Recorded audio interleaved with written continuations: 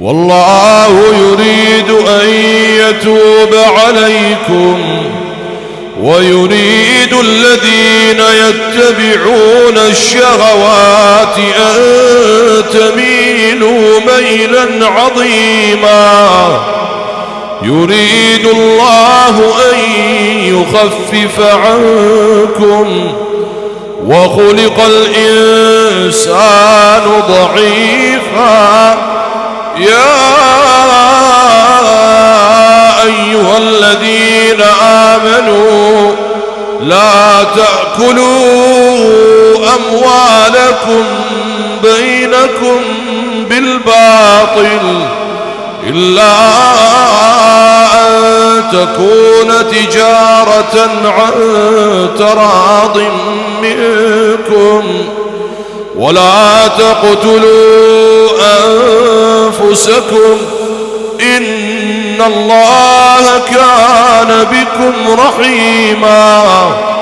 ومن يفعل ذلك عدوانا وظلما فسوف نصليه نارا وكان ذلك على الله يسيرا. إن تجتنبوا كبائر ما تنهون عنه نكفر عنكم سيئاتكم وندخلكم مدخلا كريما. ولا تتمنوا ما فضل الله به بعضكم على بعض للرجال نصيب مما اكتسبوا وللنساء نصيب مما اكتسبن واسألوا الله من فضله إن الله كان بكل شيء عليما. ولكل جعلنا موالي مما ترك الوالدان والأقربون